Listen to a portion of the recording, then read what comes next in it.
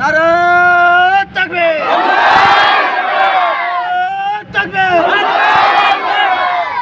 নাহমাদুহু ওয়া নুসাল্লি আলা রাসূলিল কারীম, আম্মা বাদ।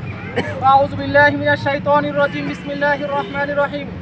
ইযা জাআ নাসরুল্লাহি ওয়াল ফাth ওয়া ক্বালা রাসূলুল্লাহ সাল্লাল্লাহু আলাইহি ওয়াসাল্লাম কুল্লু মুসলিমিনা ইখওয়া ইযা ইশতাকা আইনুহু ইযা ইশতাকা কুল্লু ইলা আখিরিল হাদিস। আলাইহিস সালাতু ওয়াস সালাম। সংগ্রামী তৌহিদি জনতা, আপনারা সবাই জানেন রমজান মাস চলছে। এই রমজান মাস হলো রহমতের মাস। এই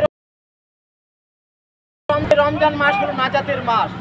কিন্তু মুসলমানদের শত্রু যারা, তারা মুসলমানদের প্রতি আল্লাহর রহমত, আল্লাহর ক্ষমা, আল্লাহর মাগফিরাত তারা সহ্য করতে পারে না।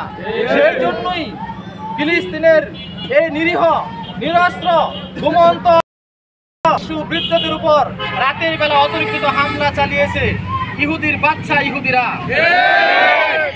সম্মানিত তৌহিদি জনতা, মুসলমানদের পবিত্র ভূমি একটা হলো মক্কা মদিনা, আরেকটা হলো ফিলিস্তিন। হলো আমাদের জাতির পিতা ইব্রাহিম আলাইহিস সালামের জন্মভূমি।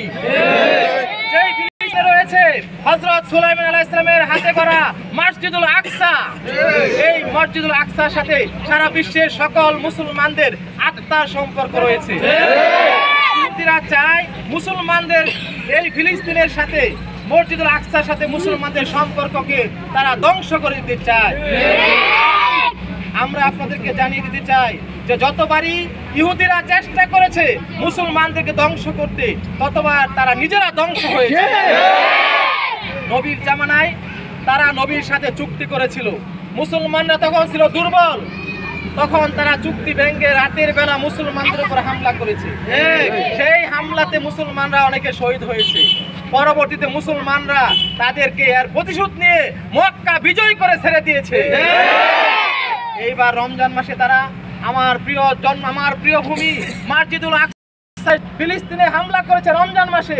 এই হামলাকে উসিলা করে ইনশাআল্লাহ ফিলিস্তিন বিজয় হবে, ইহুদিদের পতন হবে ইনশাআল্লাহ। নবীজি বলেছেন প্রত্যেকটা মুসলমান একটা যখন তার চোখ ব্যতীত হয়, গোটা অঙ্গ ব্যতীত হয়। আজকে ফিলিস্তিনে তারা হামলা করেছে।